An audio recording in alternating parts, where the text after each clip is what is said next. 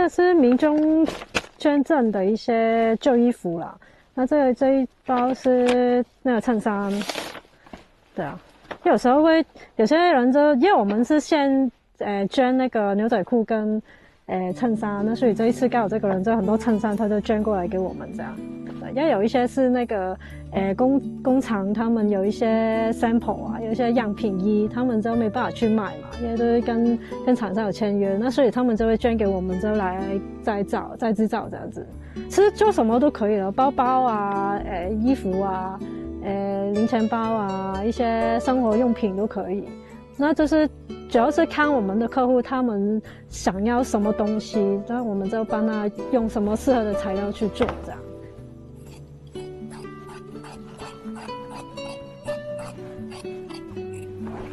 那我现在把它剪成一块一块的，是方便我后面就是去做处理了。然后就例如说，另外我在裁的这一种就是这个袖口嘛，我之前有拿来做那个饮料提袋了，就是可以把它改装。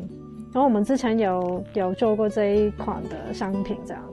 就这样子了。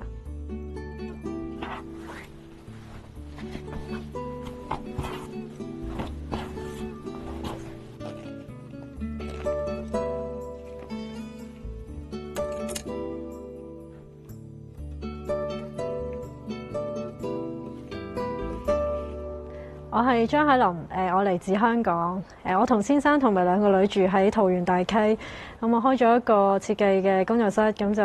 用一啲嘅二手衫去做一啲嘅升級改造。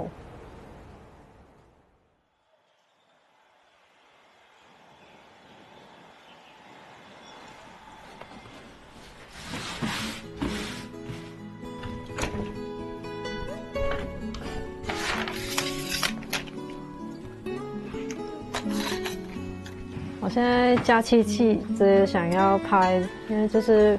我礼拜六有一个工作坊，就是用那个牛仔裤的裤头来改装的一个圣诞树的手作。那所以就是我要先拍一个教学的影片，然后方便我到时候就是现场教学这样。就是应该要自然光，它这边来它才不会有影子嘛，不然就是那个相机都拍到了。因为我不会打灯。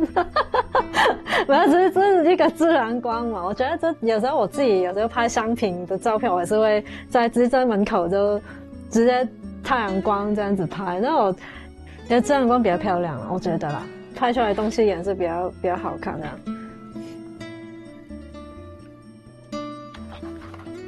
之前有跟那个团体他合作，然后就是用一些旧的 T 恤来做一个布娃娃，这样生病的小朋友玩的一个手作这样。然后就是那次是我第一次这样拍一个手作影片啊。然后就是他们是一个 NGO 团体的一个红鼻子医生的一个团体。所以那时候就因为是疫情期间啊，那时候就小丑医生也没办法去探望他们，这就变成是线上跟他们玩。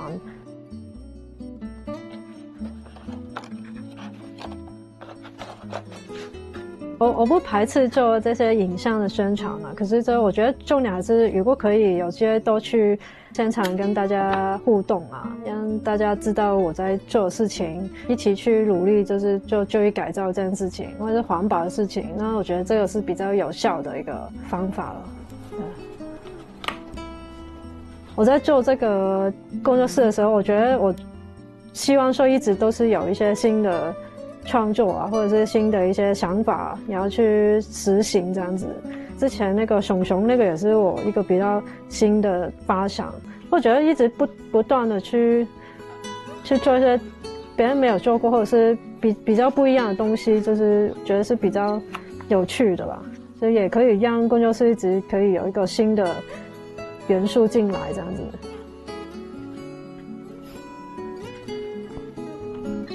刚开始会成立这个工作室，是因为这边我住在这个很乡下的地方嘛。既然我没办法搬离开这里的话，目前那就是说我怎么去继续完成我想要做的事情这样。然后后来就是有一次就刚好就看到有一个在中立在附近的一个地方的一个 NGO 团体，他们在请那个就是二手衣的设计师这样子，那我觉得还蛮有趣的，因为在这个桃园很少设计师的工作，我就去看看了，然后就看到他们那个 NGO 团体，他们是一个把一些旧衣服拿去然后就贩售的一个团体。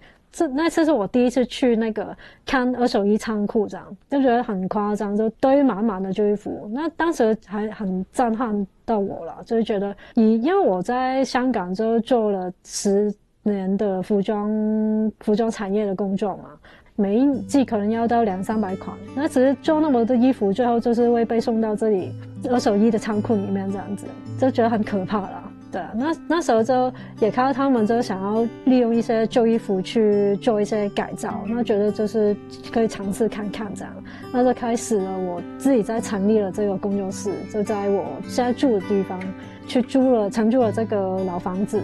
开始了这个工作室这样。我在开始工作室的初期，就是自己想要做一些比较多衣服上面的商品嘛，因为那个也是我专业，原本就是做衣服设计的，那所以就是会做不同的，就做给我自己穿啊，做给我先生穿啊，或者是我觉得好看的衣服就会做出来这样子。每一个旧衣服它的状况都不一样嘛，有颜色会有深浅，或者是有一些不同的版型，那有时候会根据它那个这衣服的特性去做一些调整这样的。然后还有后来就是可能客户他想要某一个 budget， 想要做例如说 tote 包这样子，他想要用旧衣服来做，那我就会根据他的要求，就是会帮他想就是怎么去完成这个订单这样。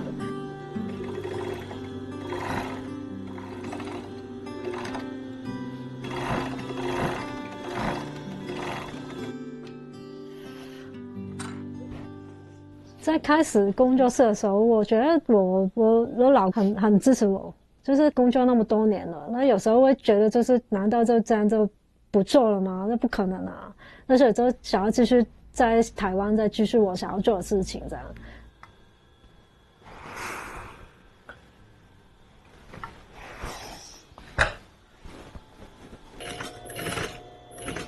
我觉得跟品牌合作是我很开始就做了。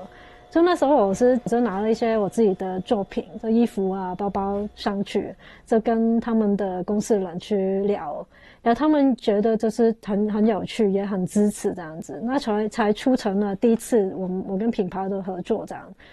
还走得还蛮顺，就是可能这个我觉得是一个普世价值，就是大家对于环保这件事情是大家有比较去认可，就是觉得是应该必须要做了，马上要做的事情。那我们现在目前最大收入就是企业订单跟一些工作坊的一些订单这样子。那例如说这品牌他们需要有一些礼赠品，他们想要用旧衣来做的，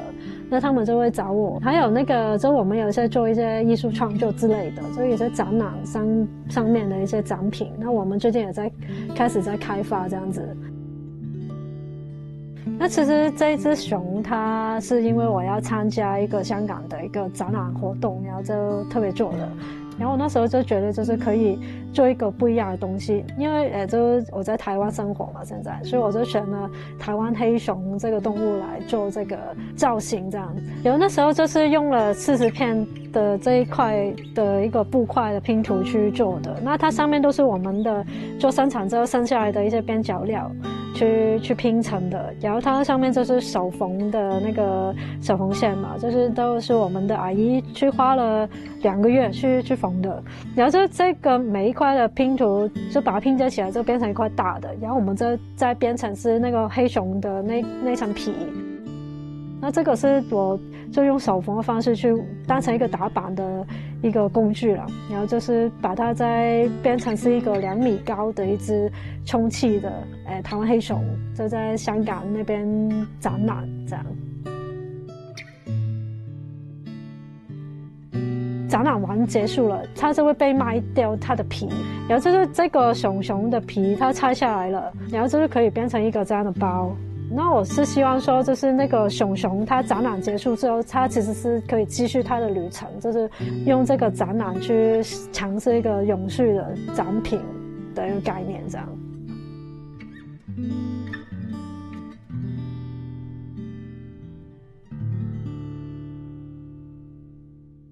来洗手。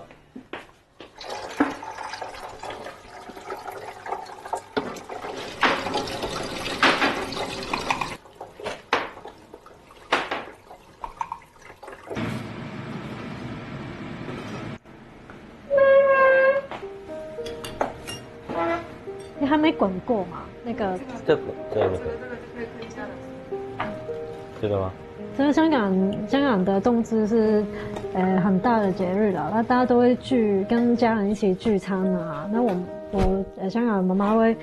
煮很多好吃的菜啊，或者吃一些比较平常比较少吃到的，比如说那个鲍鱼啊，那个有时候弄个盘菜啊什么的，就比较丰富啦。那也会吃汤圆这样子，对啊。结婚过来之后就有觉得，这边冬至都没有特别过对啊，就觉得不一样你们有那个吗？就是一定要冬至一定要吃汤圆这件事情。就因为其实我不太吃汤圆，我本来不喜欢吃汤圆，所以普遍香港人跟我妈都会逼我吃，吃一口的，吃一口啦，吃一口，意识到了就好了，这之类吧，对啊。这团年饭就是你一定要吃汤圆，来吃一口这样子。所以我妈是比较，所以要团圆圆的，对啊。开门，老公开门，自己开门。阿哥，喂。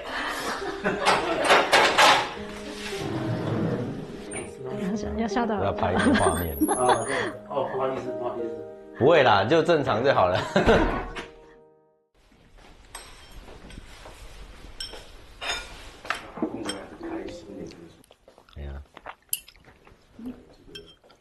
有什么？通常就现在是冬至嘛，那通常就今天如果我在香港，然后就我妈会准备一些汤圆啊，就吃很多丰富的菜色这样子。那就可是就结婚来这边之后就婆家这边就没有这个习惯的，就是因为就听说就是这边有一个以前的传说有发生过这样子，就是说就是今天冬至是不要吃汤圆跟不要庆祝这样子。我爸在内他就同我讲头的落喊落个人的啊，头的讲阿嫂到过年的我冬节的，喊就煮虾面啊。他下面煮树泡起来啊，下面冇泡起来佢唔地啊，同阿嫂去摕了夹起来食啦。他食了俺拄落家个公婆都夯巴了，你知冇？俺做卡后咧，都死铁啦，死铁。香港发誓冻结啦，唔系煮下面啊，所以讲俺们冇煮啊。不定啊，煮啊，唔煮啊，唔掂，我都唔爱煮啊。唔会煮嘞。系啊。热汤，好不好？温温汤。吃饱了，好了。你玉米吃那么多个，一定吃饱了哈。它今天没什么味道。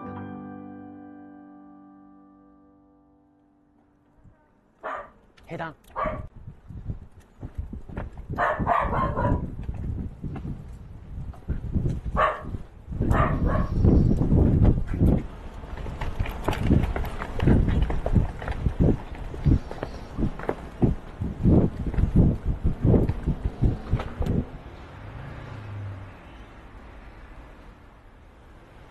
这我自己本身也很喜欢小朋友嘛，对啊，这我先生也是啦，就一直都觉得就是想要有小朋友，对啊，然后就结婚2年吧，对，2年都没有这样子，那也到一个这快要到高龄产妇了，就觉得就是不行，就是看医生好了，对啊，那所以才去给那个生殖中心那一种，就是去找医生帮忙这样，对啊。遗留方这边呢就是土地公，我们客家话叫八股，就是这边我们现在的八股哈里头爱培养谅解咧，就谅解都上有强势的，生应该是一改谅解都无用紧，有就好咧。哎呀，就讲两个其实没有就是随缘，然后顺其自然，等难救都冇。哎呀，我想讲，几有35岁咧，差不多咧，买个没有时间继续等，我觉得，因为女生时间越长，那个对她们也不好，对身体，然后或者是生育率啊，或者是生下来小孩啊，健康啊，我觉得就是不用等了，就继续直接是用做的这样子，对啊。如果觉得那时候我们去做，结果失败了，我们就决定就不要再有，就先放空一段时间，然后就顺其自然。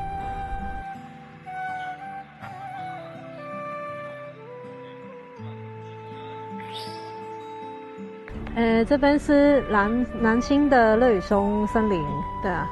就算是这边附近蛮有名的一个景点吧，对啊。这边是离我家大概走路大概10分钟就到了，就所以就，以前他们比较小，就上幼稚园之前，我还蛮常带他们过来，就有时候会看过来玩一玩啊，就看一下那个乐雨松的一些四季的变化，因为夏天这边就全部都是绿色嘛。这现在我住在大溪嘛，我觉得大溪有它的好的，它的不好啊。就是大溪可能这交通比较不方便嘛，那可是反过来就是它就是有很多自然的景色可以看嘛。比如说这个乐雨松森林这样子，那有时候带小朋友过来可以就跟他们看一下树木啊，看一下草啊，看一下植物这样子。因为这边的人也比较淳朴嘛，就是可能邻居之间都很多都认识这样子，那所以就他们都对他们两个很好这样，对啊。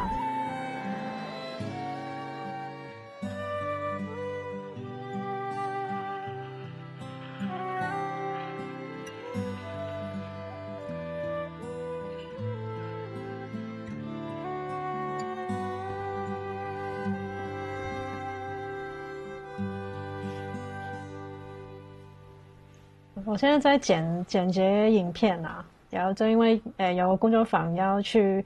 教，然后就想要就拍个教学影片，因为我都不会做很复杂的，就简单的，就配个音乐，然后就要加一点字这样子，就简单的影片。我觉得在学新的东西，你可以把一些你过去一些经验或者是一些知识，可以把它融合在一起，那我觉得这样可以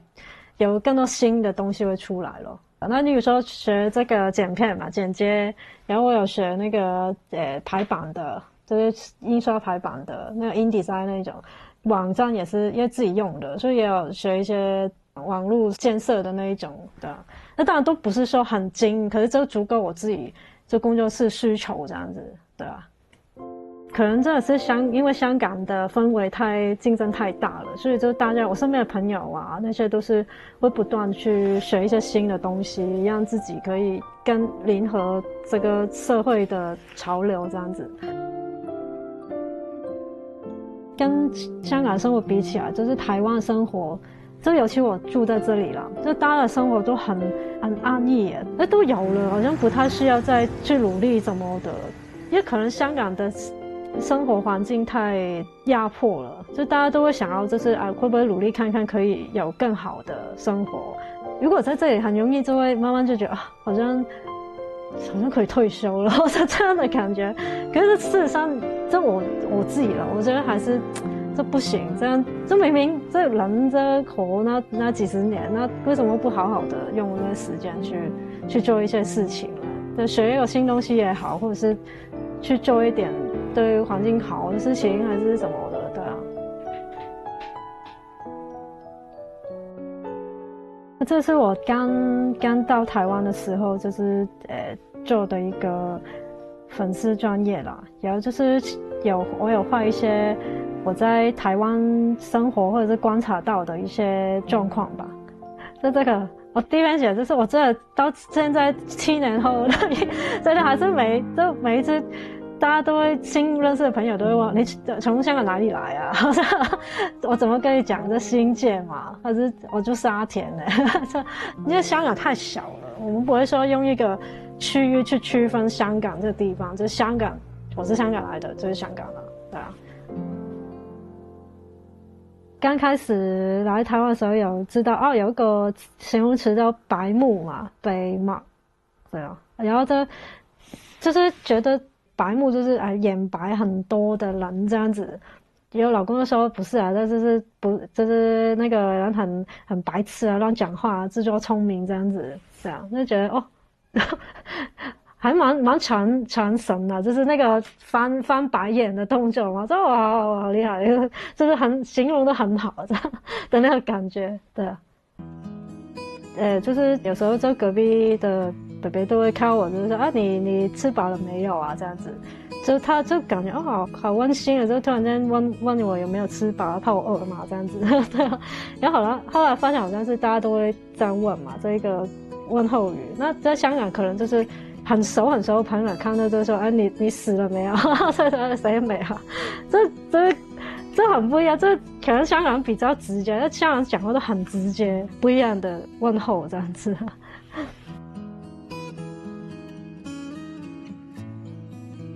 现在回过头看当时候画的一些心情啊，就觉得哦，那时候就会观察到很多刚到台湾的一些不一样啊，就跟香港生活不一样这样子，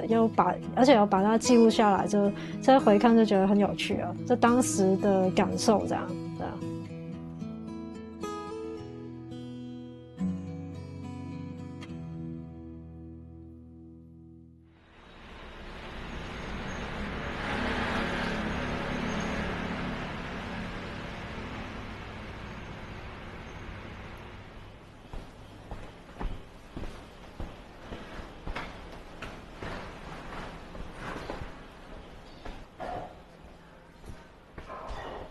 这边是大溪的新南老街，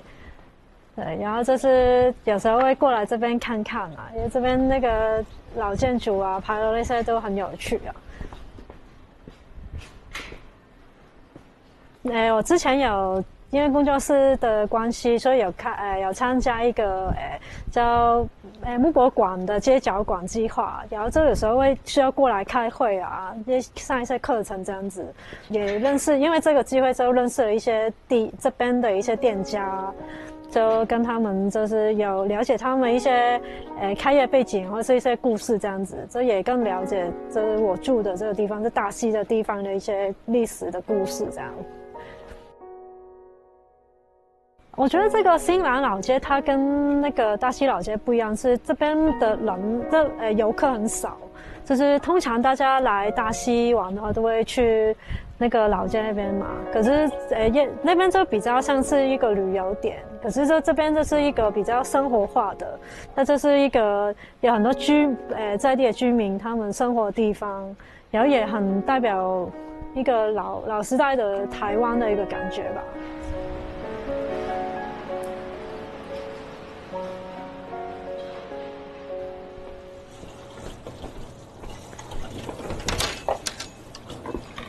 Hello， 米娅。哦，好久不见。对啊，好久不见了。哦，你怎么今天有空过来？今天超冷的。对啊，真的很冷的。超冷。过来走一走了。要不要喝杯热茶？我先倒杯热茶给你喝。好，我想要个抹茶拿铁。抹茶拿铁要热的吗？好，热的。好，热的。那我先帮你结个账哦。那小朋友还好吗？还好，我在家里。对，那今天有点不舒服。哦，最近这种天气，我们家也是，才刚刚好而已。全班都在比赛感冒。好，你先坐一下，我先倒杯热茶给你喝。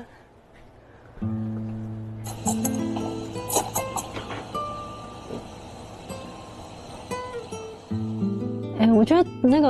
我喜欢来这一种老街，是因为我觉得这边的氛围很特别了。因为我觉得香港比较少这一种古色古香吧，算是的一种地方。香港有了，可是都是把它弄成很商业化那一种。可是台湾很多对这个历史保育比较关注啊，所以他们会比较会爱护这一种就是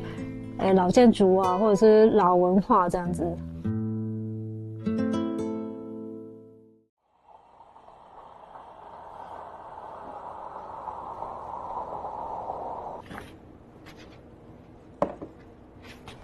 好，热拿抹茶拿铁来了，谢谢。好啊，要边喝边搅拌哦。好。米娅算是香港来的，所以那时候是一开始，其实我是先认识他先生，然后因为他是在南西那边，所以那时候就想说，有没有可能去跟河西的那个南新社区那边合作？因为他主要是在河西，所以来这边的时间没有频繁那么高。不过我们都还是会透过活动去做联系也好，或者是合作也好，或者是一些活动讯息的帮忙协助发布也好，这样子。他很执着在他的工作，在他的兴趣跟专业领域上，我非常佩服。因为就一个外国人来到台湾这件事情，然后又嫁到大溪这个相对比较偏乡，又不是都会区，然后什么都要重新开始，又是在老房子里面去做这些事，不容易。以外国人来到台湾，又是另外一个不同的层次的门槛了。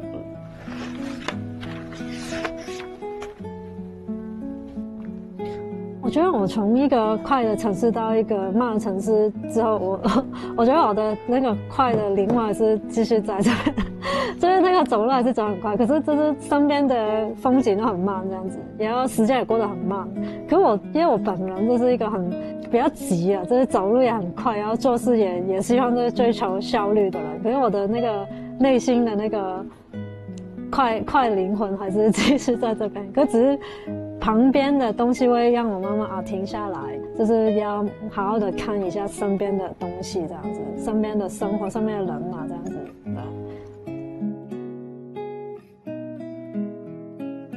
那我自己是很喜欢看那种老照片那种，我找一些这灵感我很常看那些以前的，这1900年、1910年那一种，就是很老的照片。那我觉得他们以前人的生活，我觉得跟现在人很不一样嘛，就是以前没有手机，没有什么娱乐，可是他们有用自己的方法去找到一些生活乐趣啊，所以我也喜欢看这一种就是老建筑这样。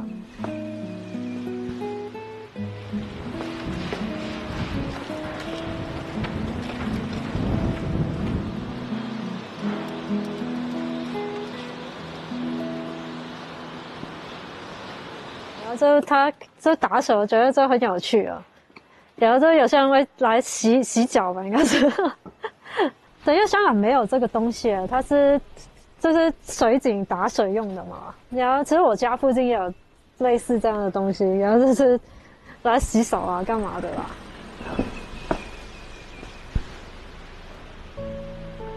台湾就大溪了，因为大溪是保留了很多日式建筑的一个地方嘛，以前有日治时期的建筑物。那这个台湾的殖民地的情怀啊，跟香港的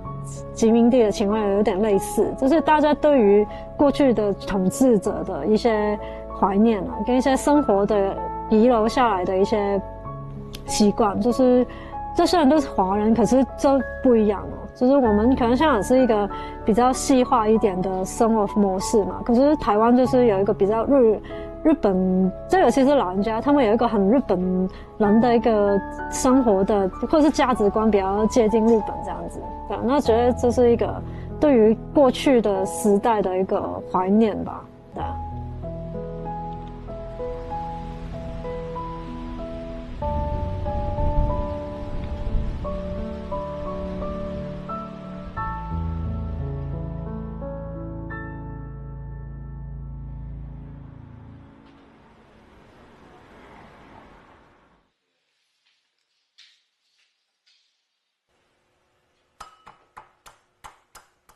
对了 ，OK， 得去，然后打出来。就发烧，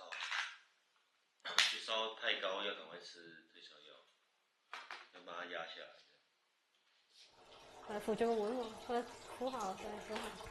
我觉得我会想要把那个工作先暂停下来，就是专心去当一个全职的妈妈，是因为我觉得，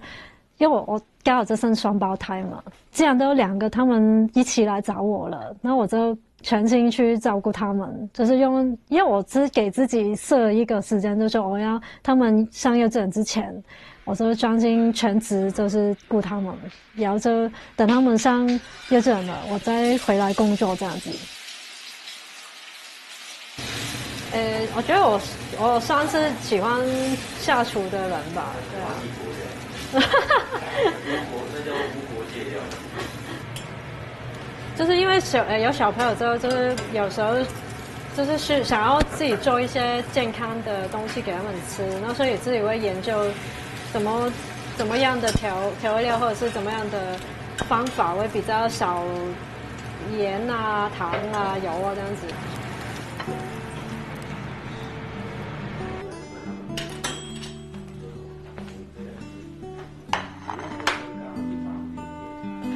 这小围裙是我就给他们2姐妹，一人1件这样子。那他们有时候帮忙洗碗啊，就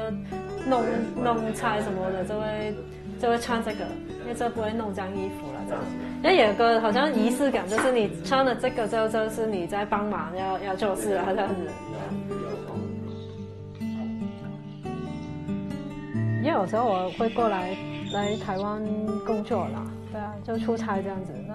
这朋友介绍就认识我先生，对啊。然后在一起，我们认识其实蛮长一段时间的，对啊。然后后来其实中间就一直都有一直都有联系，对啊，对，一直都有联系问候这样子。然后后来一觉得两边都单身的时候，然后我们就是尝试着交往看看。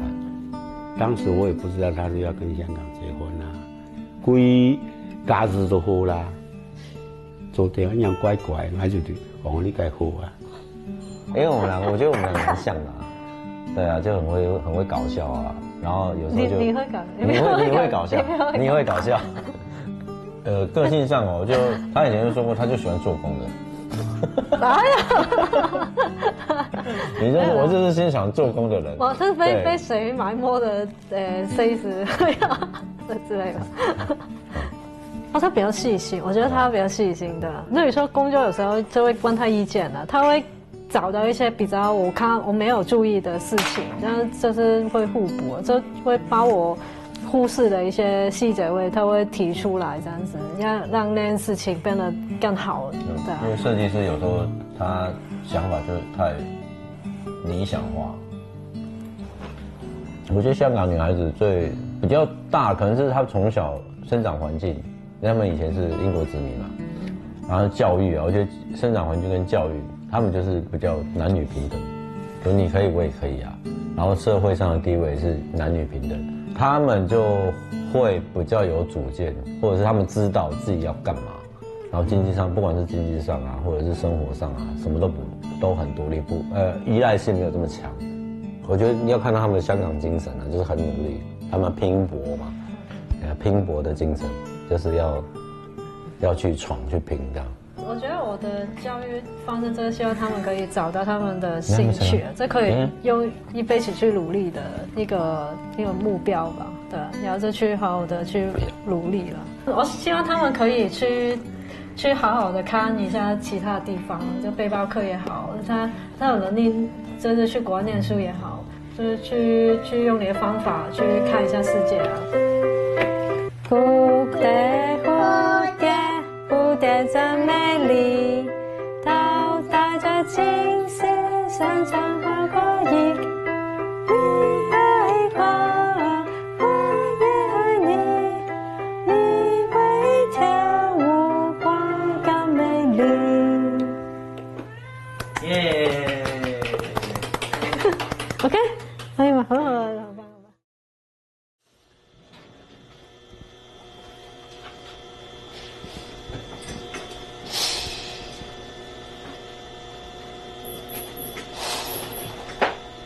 比较伸缩，它做起来就是弯曲的。哦，对啊，就整个 Q 起来的。对。那其实它最后会那个折叠成那个树的形状嘛，其实也还好，对，就不会说很影响。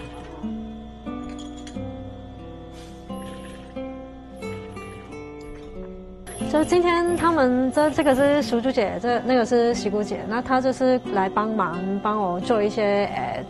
工作这样子。然后今天就是要准备这个工作坊的材料，对。然后就是淑姐她现在在车那个是用牛仔裤的裤头拆下来的，然后她就把它编成一条布条这样子，然后就变成那个圣诞树的那个主体嘛。那西谷那边就是在烫一些布条，就是帮忙做一些准备的工作，这样。石柱姐她是我住在附近的邻居啦，对，那她一开始因为我有在社区那边开一些工作坊，然后就是她有参加我的工作坊，然后就认识了嘛，然后后来她也很支持，就是我就觉得我做的工作就她也觉得很有趣，然后也觉得很有意义啦，然后所以就继续来帮忙这样子。然后这是喜姑姐，她是之前我们有在脸书上面有一些社群的 po 文，然后这是刚好她的有一群同学就看到，因为他们其实是在附近有一个原民会馆，因为他们都是一群就2度就业妇女啦，然后就是都是想要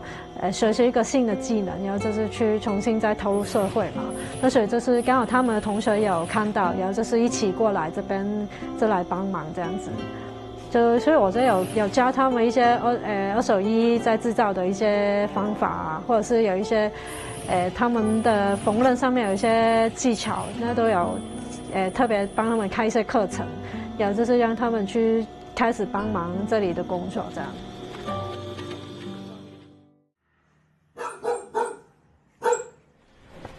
然后这个是我刚好要有另外一个订单要请阿姨帮忙的，那个客人他寄了。这个是一些旧衣服啦，然后就是这个好像是一个，我猜了可能是他的家人吧，就是一些长辈的衣服，然后他就想要把它改造成2个电脑包跟一个托特包，那这个样品在这边嘛，然后这个是电脑包，然后这个包边我这次我配这个好了，我这边有个黑色的，那你用这个，跟这个，对啊对啊。男生用的，色跟这个格子的，也可以啊，可以啊。刚开始我也想要跟2度就业妇女合作，是因为我婆婆啦。那我婆婆那时候就是她被公司就 fire 掉，因为就他们公司就外移到中国大陆去设那个工厂，然后就后来就没有工作嘛，然后就在家里就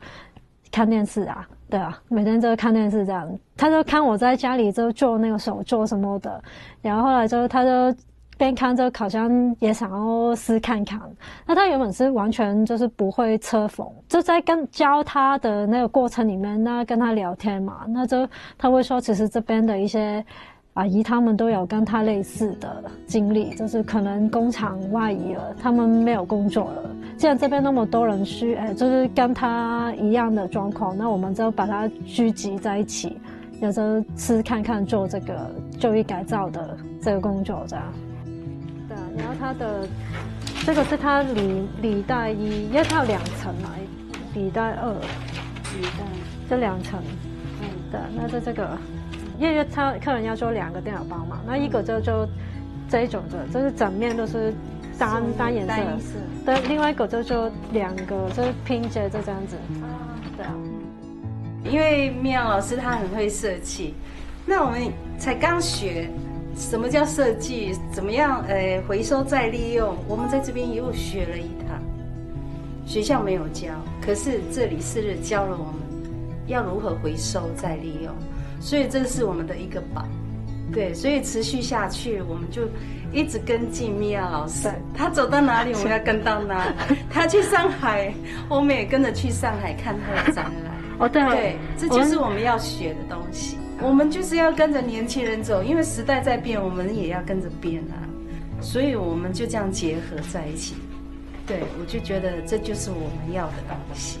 对，我常常觉得就是来最大的贵人就是认识他们，是真的，就是他们这想法常常都有，可是有时候你要有人去帮忙你一起去做这件事情是难的，所以我觉得就是刚开始走得很顺，是因为有他们，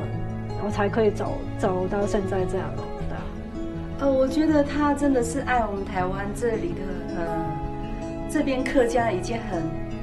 很乡下、很乡间了，竟然会有这样香港人在这里，我觉得好意外哦。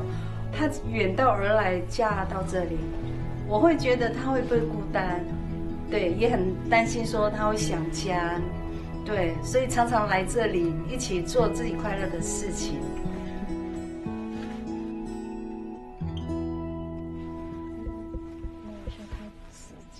自己喜欢很尝试不同的工作啦。那我在香港我有做过服装设计嘛，因为原本就是念这个，然后我也做过那个儿童之家的那种，就是保姆阿姨那一种。然后我也有教钢琴，出版的我有做过，就是不同的工作我都尝试过这样子。我在教钢琴跟在儿童之家做的那段时间，我觉得有让我更会去观察身边我的学生或者是那个儿童之家里面的小朋友的一些状况了。就像好像我现在对的那些阿姨，其实他们每一个人的个性都不一样。有些阿姨她比较有创意的，那我可以派更多的关于要创作的工作给她。那有些阿姨她比较害羞，她比较不知道怎么去跟别人应对的，那我可能就不会找她去工作坊的场合这样子。对啊，那个你想要用这个好跟这个布料好去搭它的一系列。好可以。好，对，那这个先收起来好了。因为我退休在家也是闲闲的没事做啊，有时候就是去做一些志工。我以前是做那个成衣加工，那个都是死的东西啦。那这边是比较活，但是我刚开始接触我也是不会，我就说老师你先做一遍给我看，给我看，我就照着他样品这样做。老师就是很惜物啦，他是觉得这些东西有些就是丢到垃圾啊，有些就是整包就给垃圾车回收。那他可以这样做，可以做出独一无二的。哎呀，像他做包包做什么就是独一无二的。他这个应该是一个长辈的衣服了，应该都有点历史了。可是这是以前衣服的做工都做得很好，就是细节处理都是处理得很好。对，现在很少会用这样子，只是用手缝的。它因为这个纽扣开口，就是它有特别让它做一个，就是这边比较大一点，那个洞比较大，然后这边比较密的，因为它扣起来的时候这样比较漂亮，所以这个现在很少会看这样做。这比较看起来比较新买的衣服，它通常它的工都没有以前的旧衣服那么好。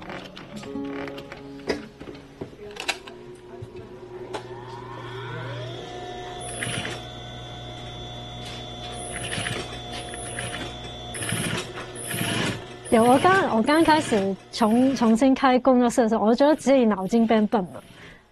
这是跟很多阿姨他们去相处，这里在生小孩前，那他们都是有一些是刚当妈妈，或者是已经当妈妈一阵子嘛。那其实他们有时候会跟我讲，就是当你都作为妇女，就是有她的遇到的困难。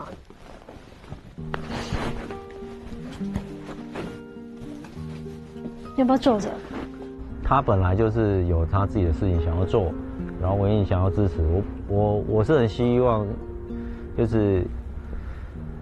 女性能够有自己的经济独立，或者是有自己想要做的事情，不要因为家庭或者因为小孩而放弃你原本想要做的事情。对，我觉得这是很好的事情，就是毕竟他知道他自己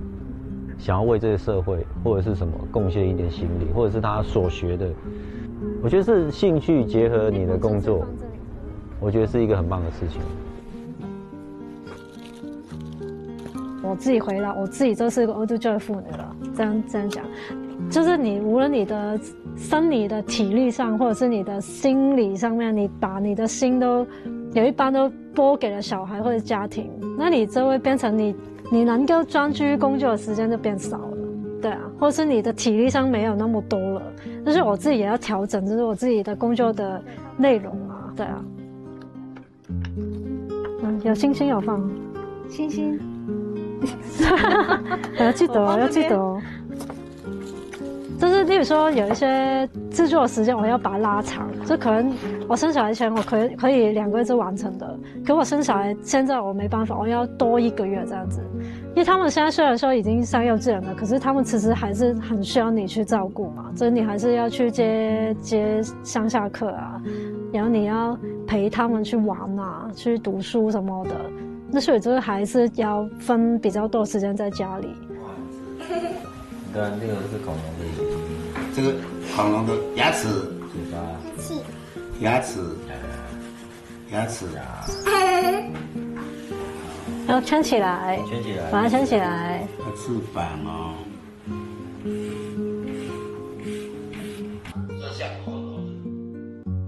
豆腐啊做细，佢就爱就做爱袂细，佢就做过细，爱细满啊，佢土细因，佢读较爽，杨树啊，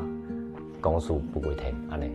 对啊，就是小孩子刚出生，因为双胞胎嘛，就是他这就跟我一起就停工8个月，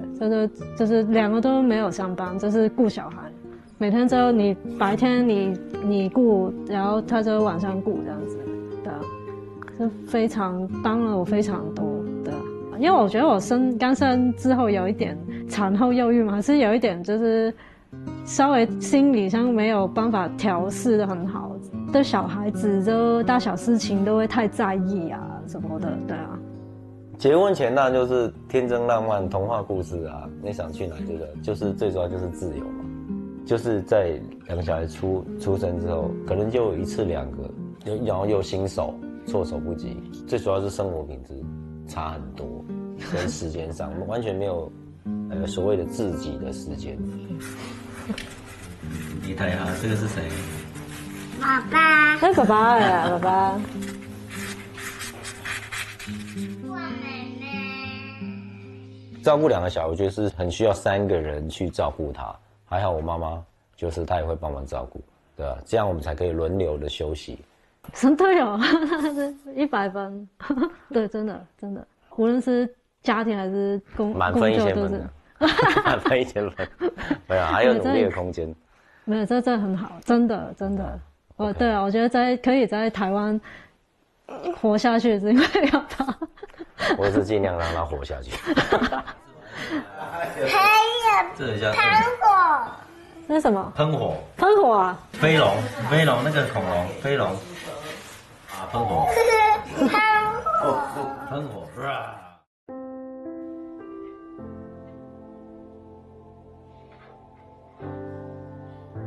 我没有想过会嫁到台湾，或者是嫁到其他地方，对啊，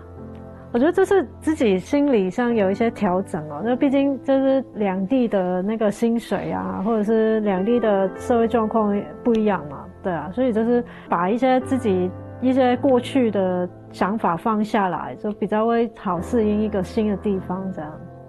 我觉得这工作室规划的话，就是未来希望可以有更多的人去认可，就是就医改造这件事情啊，就永续这些东西，是一个还是